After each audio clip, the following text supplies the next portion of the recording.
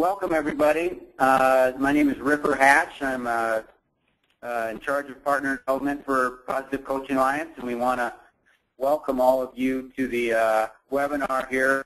It's a few house cleaning issues first. Audio, you can use either your speaker, the speaker and microphone on your computer, or you can dial into the phone on the email you were sent. If you're having trouble, maybe give the other one a try. The PowerPoint slides on your screen will flip, and we'll do those for you so you can follow along. Definitely, you'll notice there's spots to ask questions, and we encourage you to type in some questions if you have them. We'll do our best to answer them on call or right after the call, but we'll definitely try and answer all of them, within 24 hours if it's a question we maybe aren't able to get to tonight. The webinar is being recorded and will be available on our website by Friday. So I encourage you to, if you enjoyed it, to let others know, and they can always check it out as well. So sit back, enjoy the time here, and want to thank you again for all joining.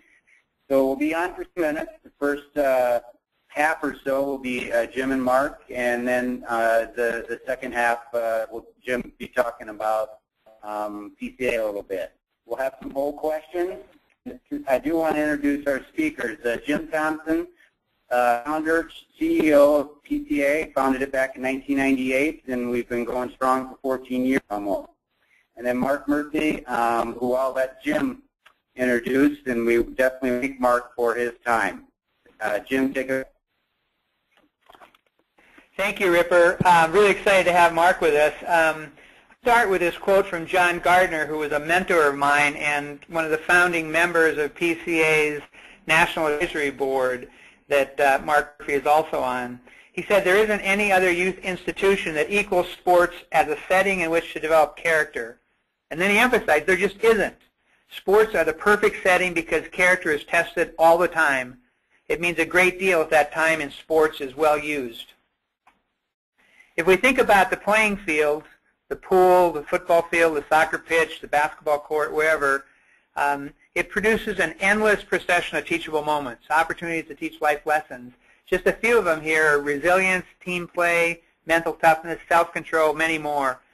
Part of the problem with youth sports today is that many of these teachable moments are lost because a win-at-all-cost mentality for coaches and parents caused them to just plain miss them. The PCA, the youth sports ecosystem, the system of youth sports, the way PCA sees it, first of all, there are coaches. Coaches have huge potential influence, lifetime impact possible with kids to produce better athletes and better people. If you think about parents, they're concerned about their child's experience with sports. It can be a soul-crushing negative experience. It can be a positive, life-enhancing experience. But most parents are a little, they really don't know how to manage that relationship. And the other part of it is if they are supportive of their kids, it can result in a stronger relationship with their child for the rest of their life. For athletes, we want to help them elevate their game to be able to play their best when it matters most, and also elevate their lives beyond sports. And then for leaders, and I think many of the people on the call tonight are leaders of youth sports organizations, it all starts with you. Having a youth sports program of excellence magnifies the impact you can have. You think about coaches impacting 10 or 12 kids a year, a season. If you develop a really excellent youth sports organization, you're going to influence hundreds and hundreds of kids to become positive contributors and ethical leaders. Part of PCA's promise to the PCA, the youth sports ecosystem, coaches, parents, athletes, and leaders, we want to provide you with the frameworks and tools that can help you make youth sports just a fantastic experience for kids. Let me introduce Mark Murphy, currently the President and CEO of the Green Bay Packers. You know, Mark, I grew up, as you know, in North Dakota, West Fargo, and the West Fargo high school team were the Packers, and I actually was going to bring my West Fargo Packers sweatshirt with me today, but I forgot. But I am a Packer, both from West Fargo, North Dakota, and Green Bay for years and years. Now, what are your colors? What are the green and white? Oh, okay, that's close. Yeah. Pretty close, yeah. Yeah. So Mark has been the leader of the Packers organization since December 2007, and I think we all know the Packers won the Super Bowl in 2011, very exciting time. Before that, and we actually got to know Mark when he was in Chicago, athletic director at Northwestern University from 2003 to 2007. Before that, he was the athletic director at Colgate University for more than a decade. And Mark, I have to tell you that I got an email from somebody I know in Washington, D.C. who's a strong PCA supporter. And in the email we sent out telling people about this webinar, he said, well, why didn't you mention Colgate? He's a Colgate alum, and he really, so we made sure we got that in there. That's for you, Daryl, if you're out there listening. Mark was an outstanding player, played in 2 Super Bowls with the Redskins, and was the Redskins representative to the NFL Players Association, and is a member of the PCA National Advisory Board, and it's one of our strongest advocates for PCA. And Mark, I'm just really grateful you're with us today. Let me just talk about the agenda. First, we're going to spend 20 or 25 minutes talking with Mark about youth sports and those kinds of things. Then we're going to talk about the challenges youth sports leaders face, characteristics of great youth sports organizations, and your questions throughout. Ripper mentioned that there's an opportunity for you to send email at any time during this webinar. We will answer every single question within an hour or so at the end of this, by the end of this webinar. And some of those questions that you give, Ripper will hand off to me so that I or Mark can answer them on the air. So let's go to you, Mark. You mentioned that you wanted to talk about the role of parents in youth sports. I'd love to hear what you have to say about that. Yeah. Well, first of all, I couldn't agree with you more, Jim. In terms of learning life lessons and helping young men, young boys and girls develop, there's no better way to teach life lessons than through youth sports. You just when you learn things by experiencing them, whether it's how do you bounce back from a defeat or lessons that you learned, experiencing whatever sport it may be, and a coach can be so instrumental in terms of helping young boys and girls. But those lessons stick with you. And you look at so many people. You talk about some of the lessons and the impact maybe that a coach had on them. It's really significant. But as you said, Jim, I've seen a lot of abuses. That youth sports and high school sports can be wonderful, but there also are abuses. And in my time as an athletic director, people would be amazed at how much involvement as a Division I was a Division I athletic director at Colgate and then Northwestern, how much time I spent with parents, and it really blew my mind. And it's a trend that I think has continued, that parents are much more actively involved in their sons and daughters' athletic careers than when I was growing up, or even 20, 25 years ago, and not in a positive way. They're talking to the head coaches in college and the athletic directors and complaining about playing time, and rather than focusing on the entire experience. And sometimes one of the lessons you learn is you don't play right away. You work and you develop and you get better and you earn the playing time. But everything with so many parents was immediate. A big problem, I think a real issue, and particularly in basketball, but in some of the other sports, is players transferring. If they're not happy right away, they're going to transfer, and it's all about playing time. And a lot of that's being driven by parents. I think, Jim, what I've seen is a real move, and over the last decade or so, was a trend towards specialization. And I think one of the best things that happened to me growing up was I played multiple sports. I played 3 sports in high school, and you had a change of season, exposure to different skills, and really helped me, I think, when I finally got into the NFL. Now, if you're an elite athlete, you're at an early age, you're being pressured to focus on one sport year-round.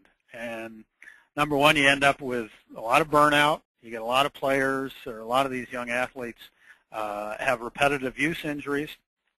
But one of the real downsides of the specialization and year-round training for one sport is the parents are more involved. So if you're an elite basketball player, rather than, say maybe playing soccer in the fall, basketball in the winter, and baseball in the spring, you're playing AAU basketball in the summer, travel basketball in the fall, and guess what? Your parents are driving you to every tournament, and so by the time you get to college, your parents have a lot invested in your athletic career, and it's hard for those parents to back off. And I see that as a real problem. Certain sports are worse than others. I'm a little biased. I think football, to me, is one of the better sports. Because there really isn't an AAU equivalent. I think AAU basketball is just shameful. I mean, it's just awful what goes on there, and the way these young elite basketball players are treated. And I mean, I could go on, but there's a lot of problems. And one of the real problems with this year-round specialization is that it makes the parents much more actively involved in their sons and daughters' athletic careers.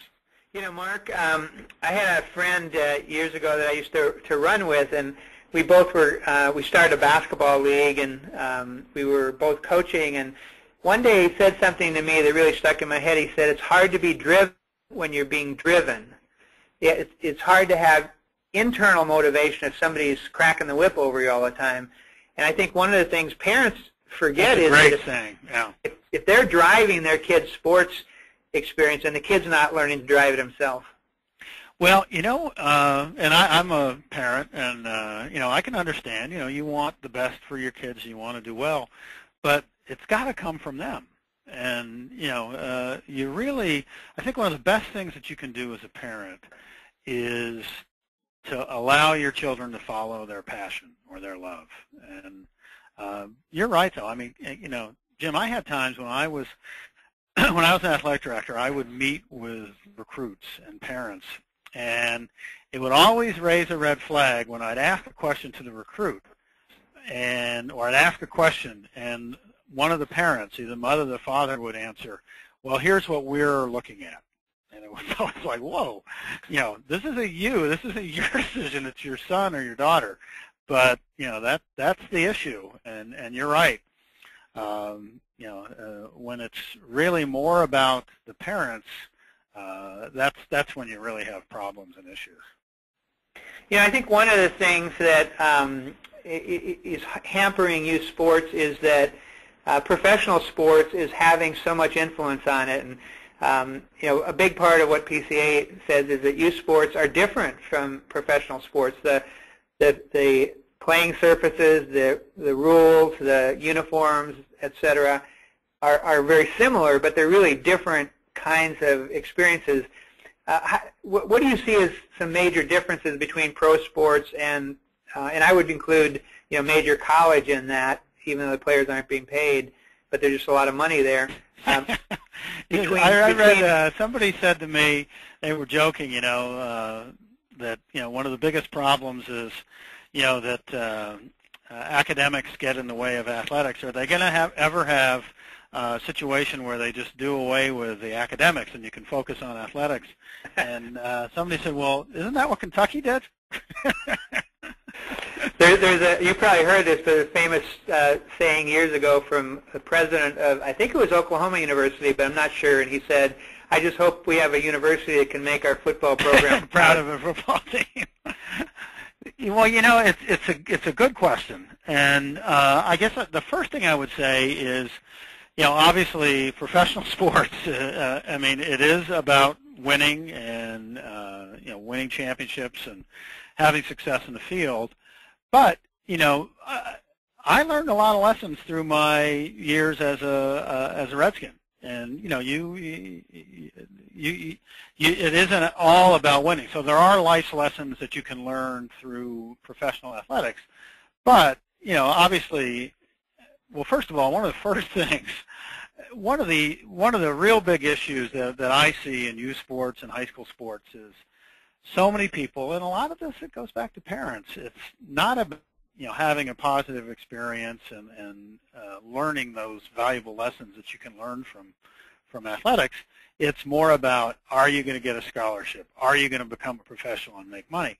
Well, the odds of a high school athlete becoming a professional athlete are 10,000 to 1.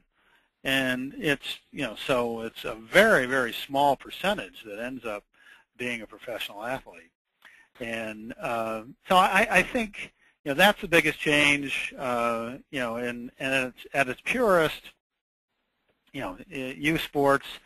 And I think, Jim, what you have stressed with the double goal coaching and, really getting coaches that understand that, yes, there's nothing wrong with trying to win, but you also have to have, keep it in perspective, and that, winning is important, but it's not the only thing. Sorry, that's sacrilegious to say that in Wisconsin with Vince Lombardi, but especially at the youth level, it's about the overall experience, learning life lessons, learning to be a good teammate, lessons you can learn from your coach. And the coaches, in some ways, can have a much bigger impact at the youth level, the professional level, because I think, at a younger age, young boys and girls are so impressionable, and but there are a lot of positives in professional athletics. One thing I would say, Jim, having been, especially at Northwestern at the Big Ten level, and now being in the NFL, I would say in some ways, it may sound odd, but in some ways the NFL is much more pure than big-time college football and basketball.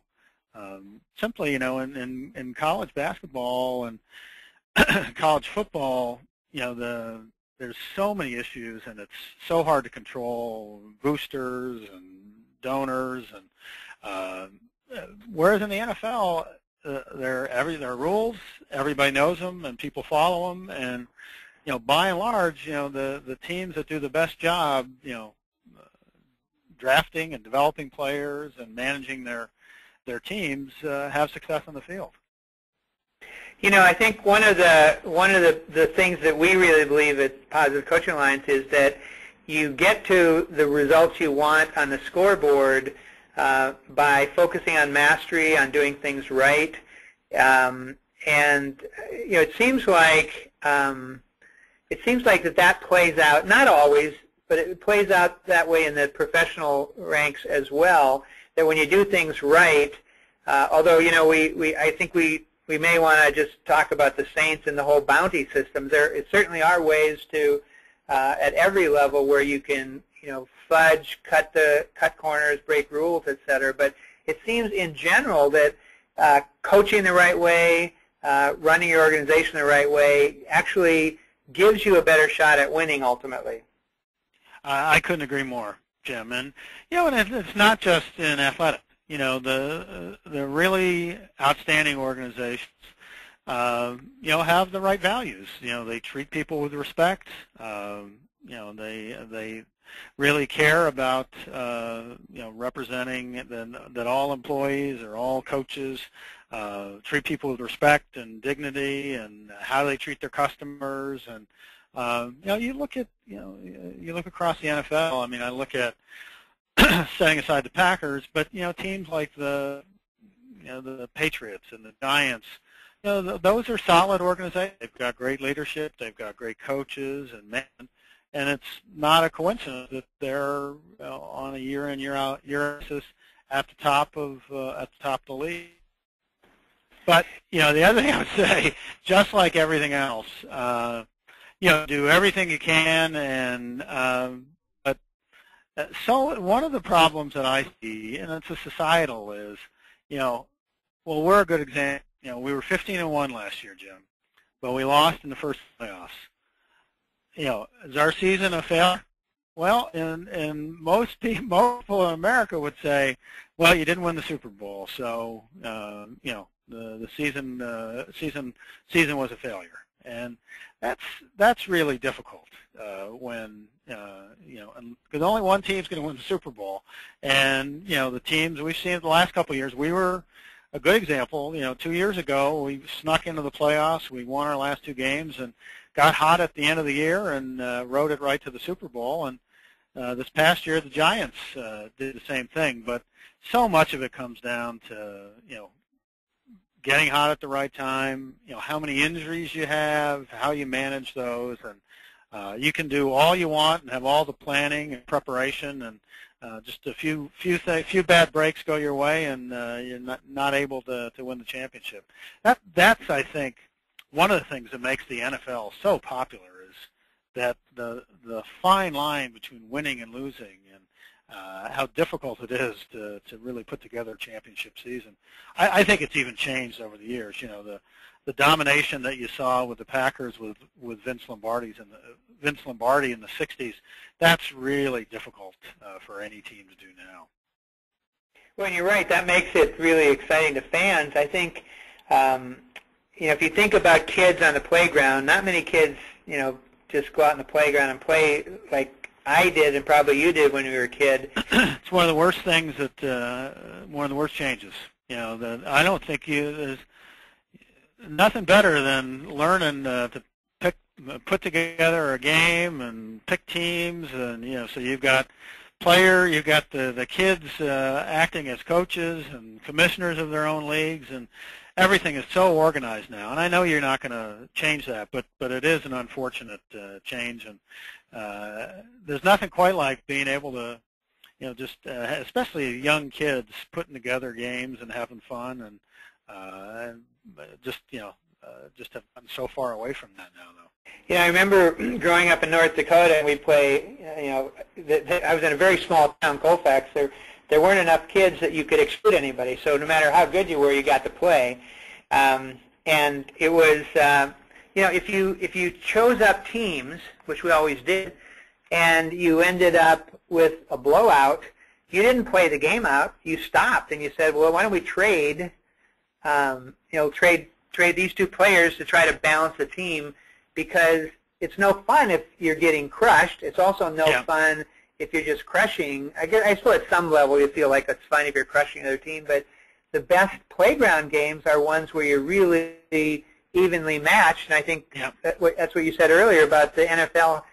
Any given Sunday, to use a cliche, anybody can win, and in a lot of sports, it's not. A lot of youth sports, it's not that way.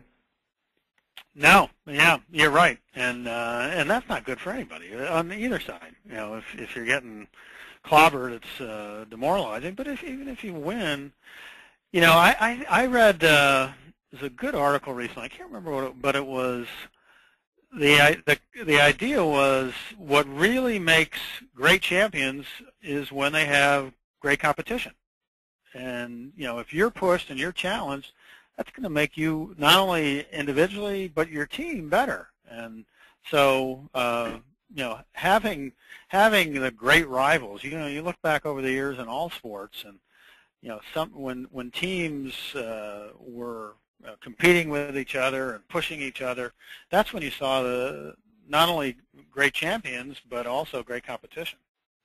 Mark, I actually wrote a piece about the Saints and the bounty system, and comparing that with Doc Rivers and the Celtics and this concept of Ubuntu, that I can't be, the concept with the team, the Celtics, is I can't be all I can be unless you're all you can be. And I really feel that Ubuntu concept works in sports in general. I can't be all I can be if my opponents aren't really pushing me. Oh, absolutely. Yeah, and you see it a lot, especially at the college level. Teams, talented teams that put together cupcake schedules, and they'll come in and they'll have a great record, but they haven't been tested. And that's a great. I remember reading that, Jim. That really resonated with me, and that's how you really develop as a team and become a true champion, is when you test yourself. Mark, it's just fantastic having you here. I know you've got places to go. I'm curious why you got involved with Positive Coaching Alliance. If you could share that with people, and why you feel that's it's important.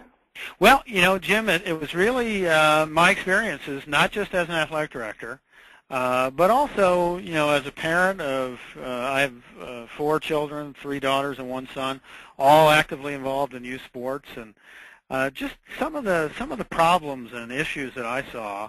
And Jim, I started reading some of the articles that you wrote when I was in Chicago, and I think I went to a PCA function, and it just really hit home for me that this is a tremendous organization with a real need, really fitting a need. I really felt that this was a tremendous problem across the country, and I can't commend you enough for the work that you've done, because I know you can look at it and say, well, it's just youth sports, but number one, the abuses out there are really bad, and it's affecting young boys and girls. And then the flip side of it is, if done right, youth sports and the impact that they can have on young boys and girls is tremendous. And so to be able to turn what had been a negative, or it has been so many negative situations, into positives is something that I think just is great, and really applaud what you're doing, Jim.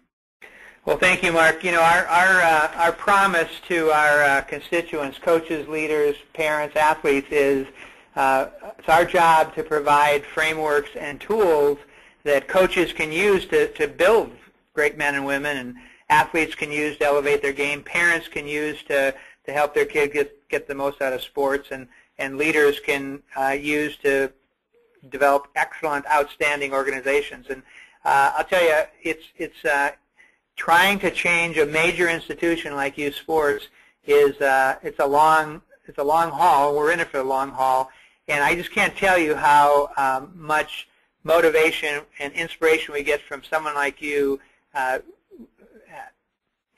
doing your job the way you do it, and then also taking the time to really help Positive Coaching Alliance. So thank you so much, Mark.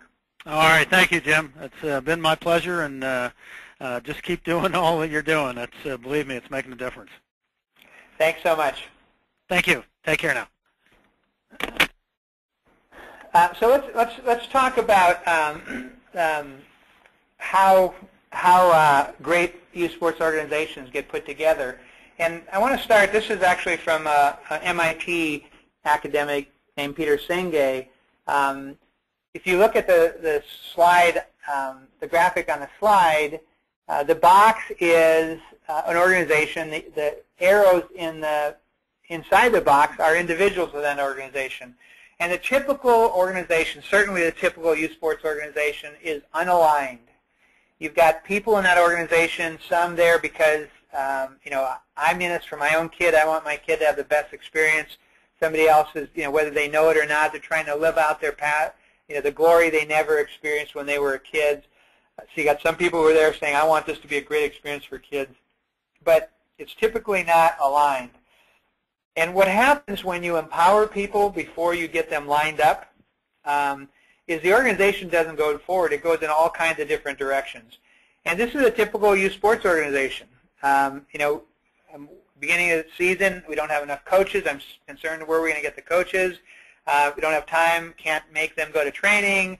So they're not lined up behind the organization's values. And you say, okay, here's your team, here's your practice schedule, go out and do it. And it's not often a pretty sight.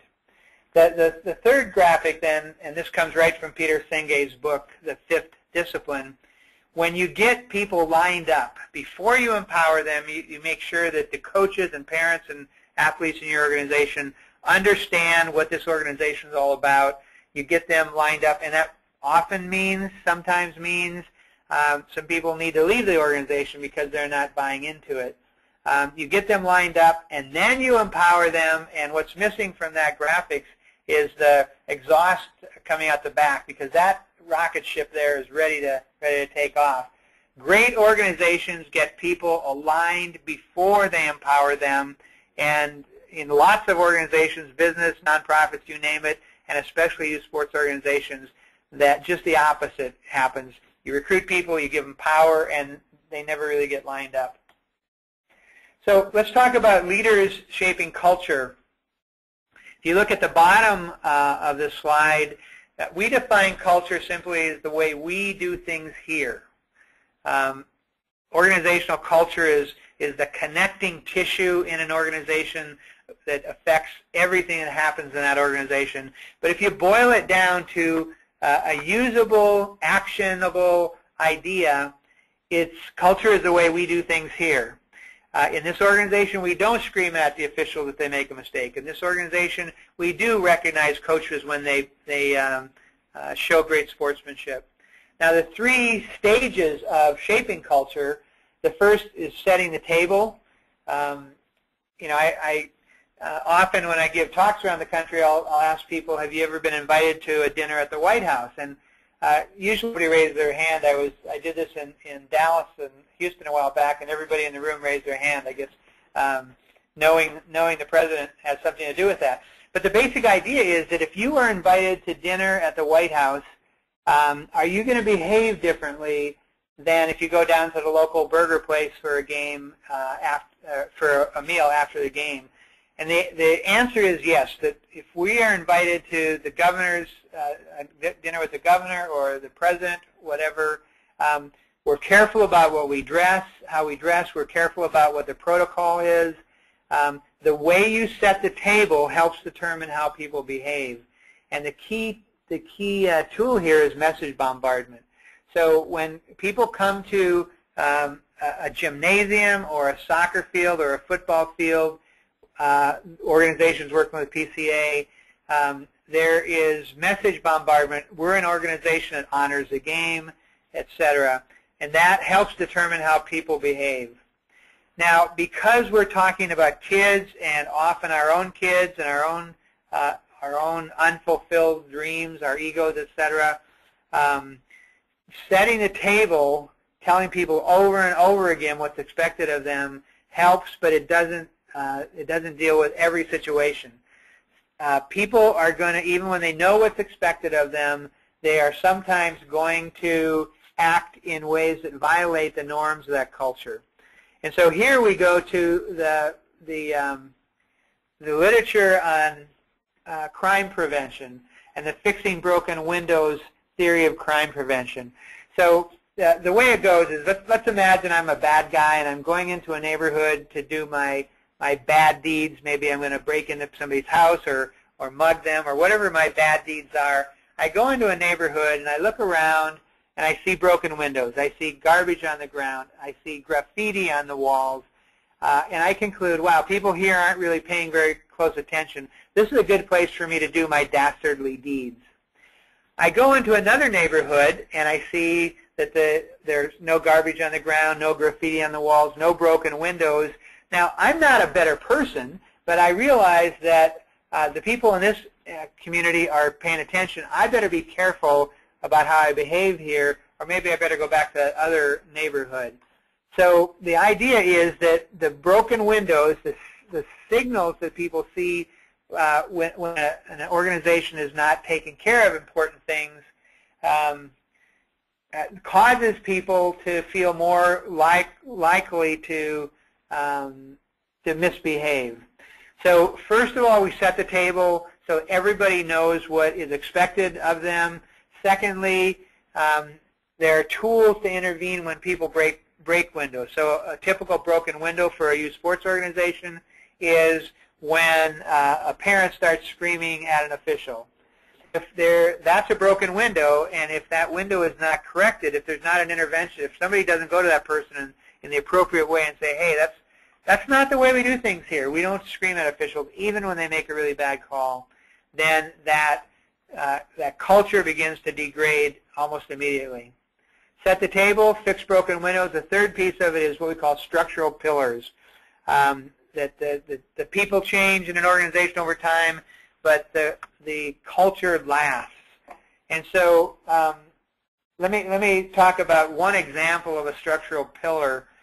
In the workshops we do for leaders of youth sports organizations, we talk about how culture is shaped, practical tools that youth sports leaders can use to shape the culture so coaches, parents, and athletes know how they're supposed to behave. Lots of different tools in that. I'm just going to share one of them tonight, and that is our double goal coach program. Mark Murphy mentioned he really liked the double goal coach model. First goal, trying to win on the scoreboard. Second, more important goal is to use sports to develop great people, to teach life lessons. So if you want double goal coaches in your organization, you have to set up a program to get them.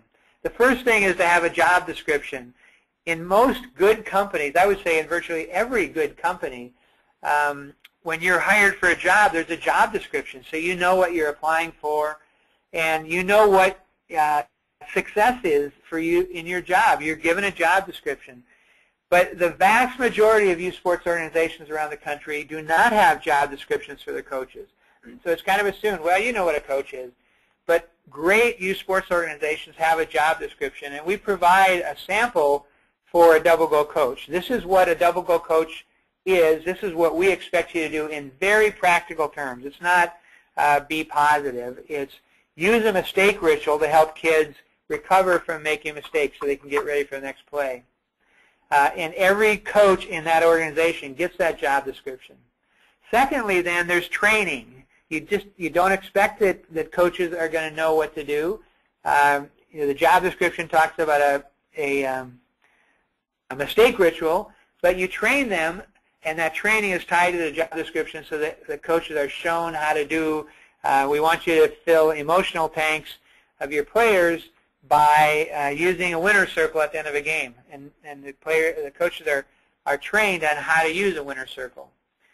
Thirdly, you evaluate, and the evaluation is tied to the job description and tied to what the coaches are trained to do.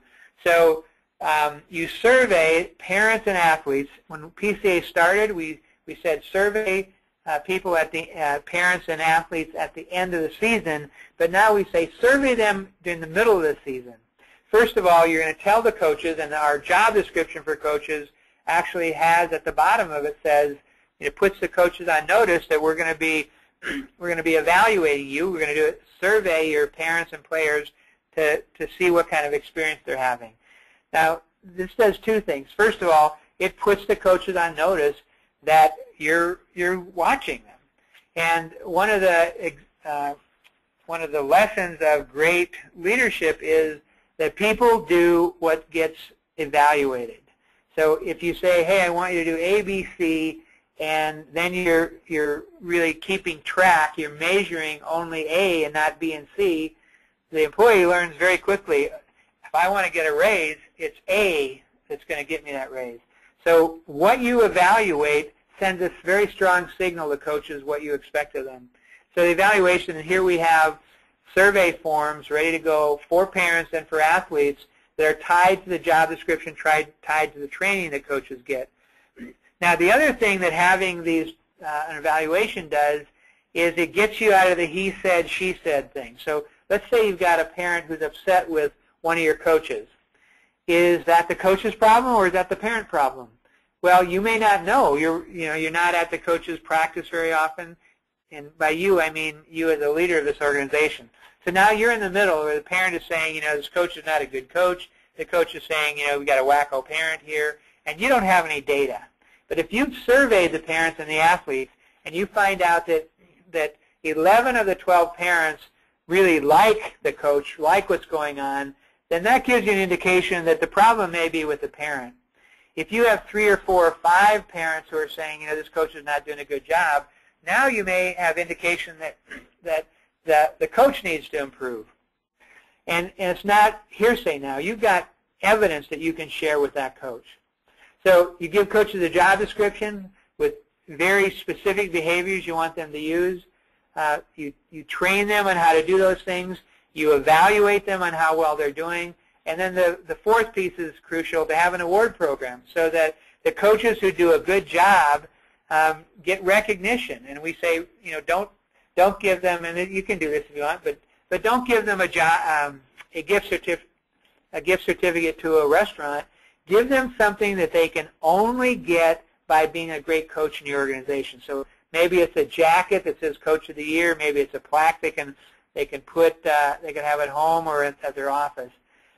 The award program then reinforces the characteristics you want from these coaches.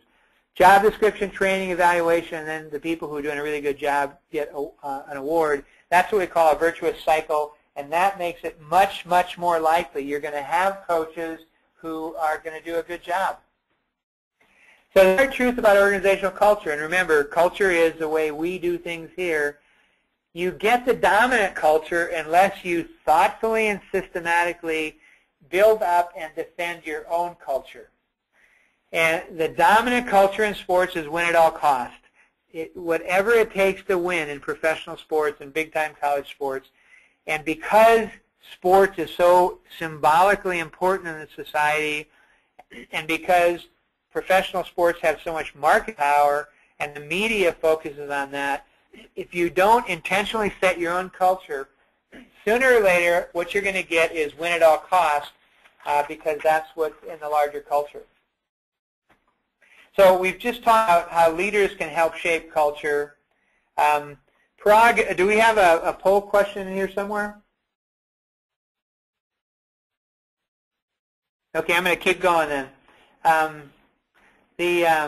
So we talked about how leaders can shape organizational culture. The second piece of it is to double goal coaches.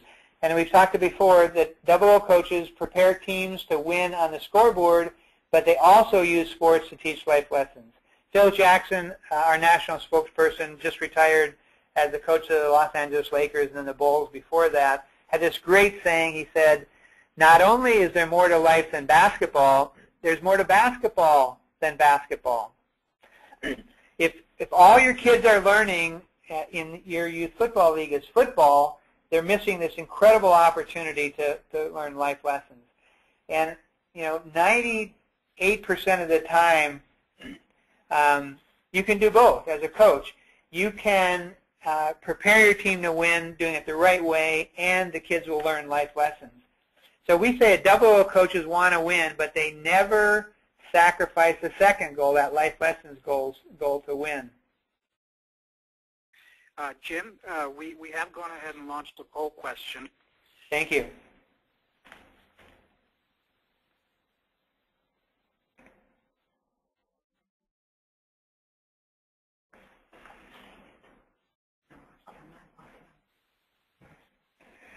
Parag, I'm not seeing the poll question. Is it out there? Yeah, it's what is the most important improvement you would like to see in your organization?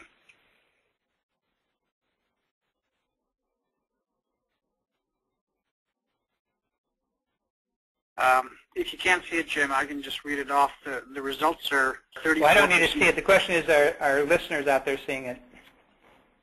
They should be seeing it.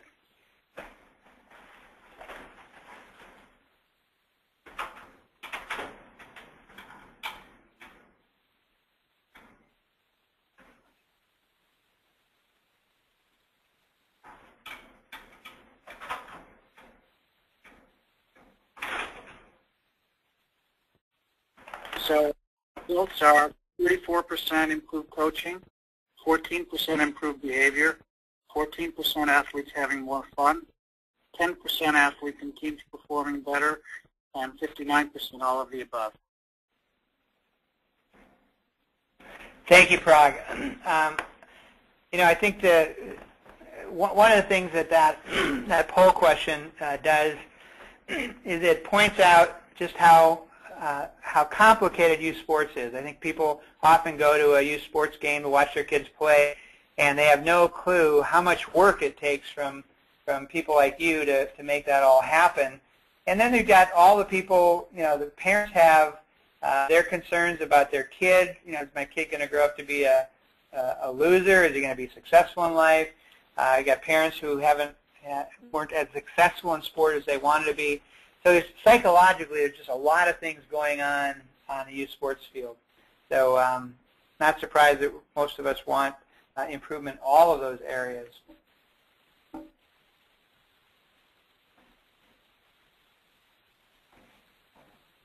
Okay, so we talked about coaches, double goal coaches trying to win on the scoreboard as the first goal and using sports to teach life lessons. 3 elements of the double goal coach model. The first one is what we call the ELM tree of mastery. ELM stands for E for effort, L for learning, M for bouncing back from mistakes. This comes from 20 years of research in sports psychology that the best way to win, the best way to become excellent is to focus on mastery. Give your best effort every time. E, L, learn, continue to learn no matter what the score is. And the M, bounce back from mistakes. And I mentioned already the tool, mistake ritual. When kids are out there, you got a kid wide open in the end zone, the quarterback puts it right in his hands and he drops the ball. At that moment, that kid is no longer in the game. He is thinking about, oh, how could I have been so stupid? So a mistake ritual, and one we like is flushing mistakes. A mistake ritual is again, coming from sports psychology, is designed to get kids to reset, to refocus on the next play. So a kid drops that short touchdown. He's feeling terrible. His coach says, makes a flushing motion with his hand and says, don't worry, Billy. We'll get it back. Flush that mistake. Get ready for the next play.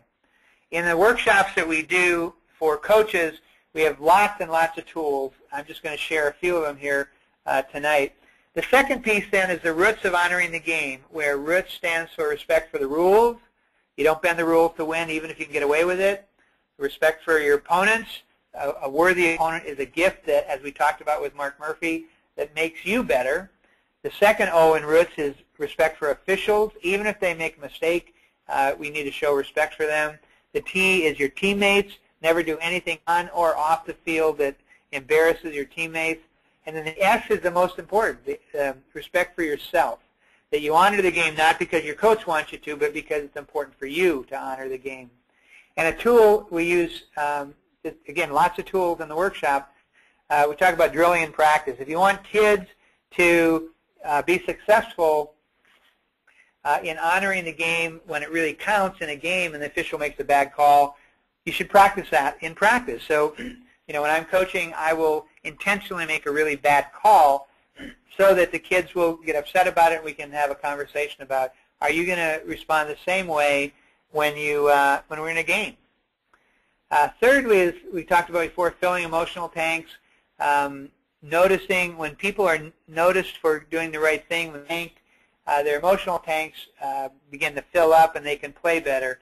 The tool we use there is what we call the buddy system, where a coach will say to kids, what we'd like you to do is pick a buddy, and we're going to do this drill, and what I want you to do is focus on filling your buddy's emotional tank during this drill. When kids understand that they have the power to fill their teammates' emotional tank, and that will help them play better, that's when a team can really kick in. And this, talk about life lessons, people want to be around. People want to work with people who fill their emotional tanks. So double goal coaches coach for mastery, they honor the game, and they fill kids' emotional tanks and teach kids how to fill each other's emotional tanks. So we talked about leaders and coaches. Let's talk about parents briefly now. I love what Mark Murphy had to say about the parents' role. We want second goal parents, double goal coaches who focus on winning and on the life lessons piece. But parents, if you're not coaching, the scoreboard is not your problem. The scoreboard belongs to the coaches and the athletes. You need to focus on that second life lesson goal. Let the coaches and athletes try to win, and your focus should be on helping your kid take away the right life lessons. Second, reinforce your organization culture. We teach parents how to engage in a coach-parent partnership so the kid is not getting mixed messages. The coach is trying to build the kid capacity to do things. Kid goes home and the parents are undercutting the coach. Thirdly, to support your child with unconditional support. Kids should not feel that how you feel about them, whether you love them or not, is dependent on how well they play. But kids can get confused about that because as parents, we just are so excited when our kids do well. A really powerful tool, excuse me, we have for parents is empowering conversations. How can you speak so your kids will listen to you? How can you listen so they will speak to you? When it all comes together, when you have lead coaches, parents, and athletes all on the same page, really, there's no more wonderful experience for youth athletes and their families than youth sports. It's just an incredible experience for coaches, parents, athletes, everybody involved.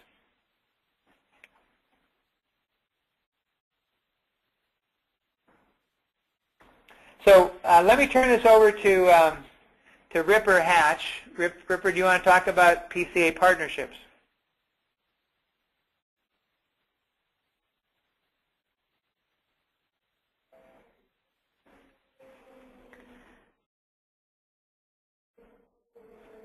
Ripper, are you there? Okay, so... sorry about that, Jim. Jim, can you hear me? Yeah, go ahead. I have one question here that was touched on a couple times this evening.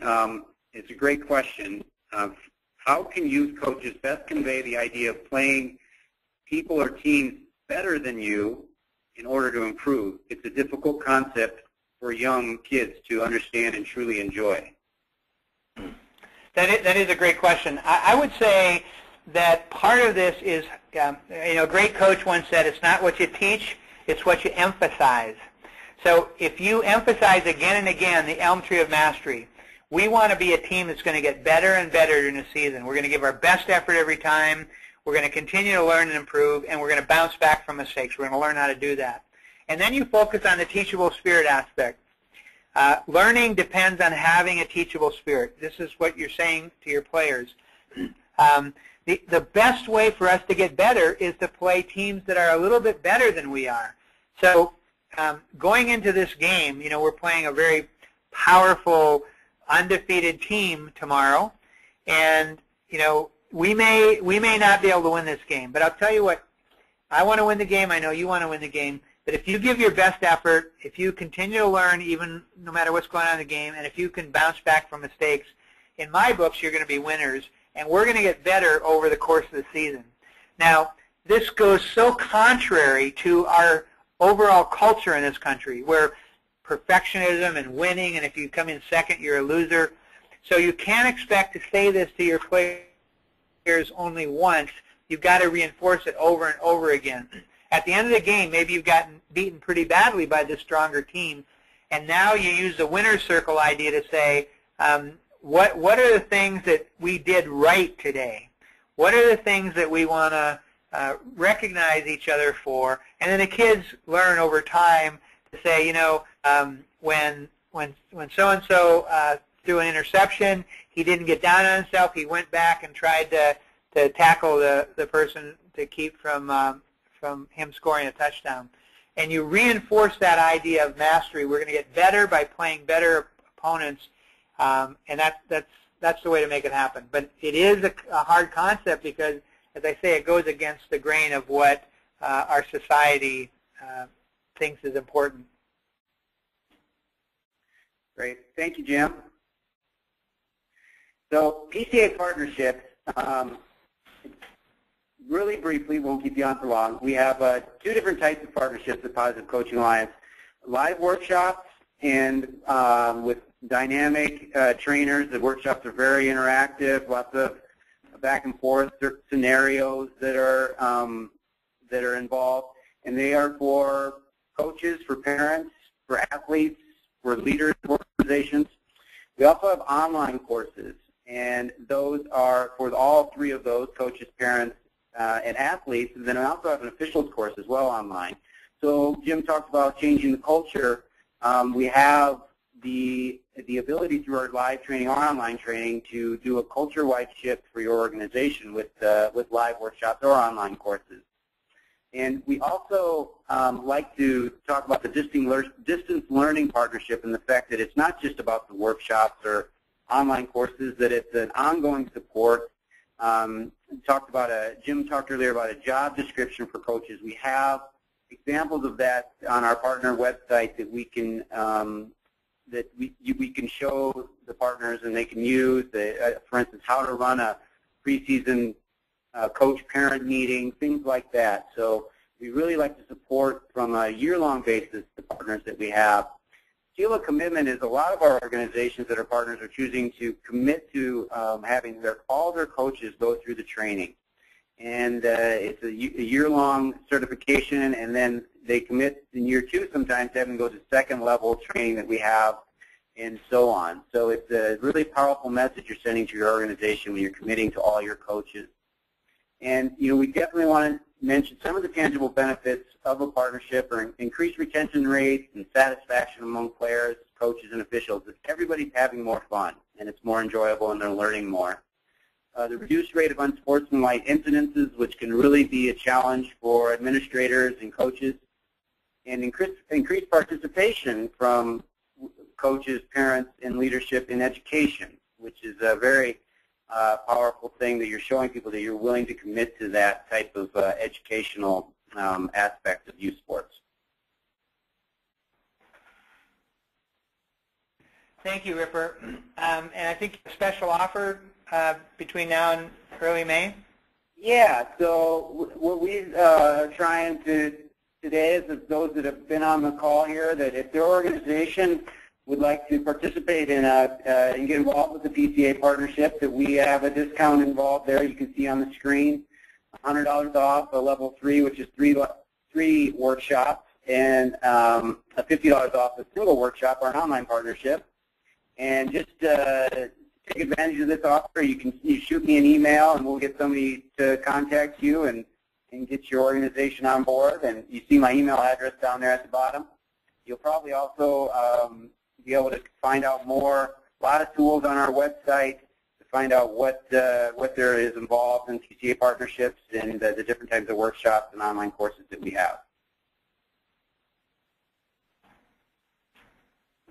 So, I want to thank everybody. We're at our hour, and, we've had some great questions, and thanks everybody for their time. Jim, any last words from you?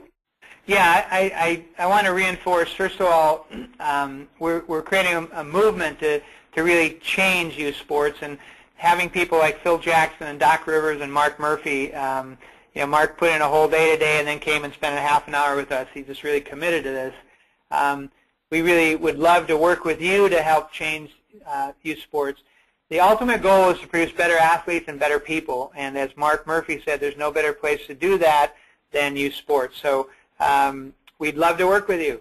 So thanks everybody for being here. And if you have questions, do send an email or use the function on your screen to ask that question, and we will respond to it. Thanks everybody, and have a great evening. Thank you, everybody.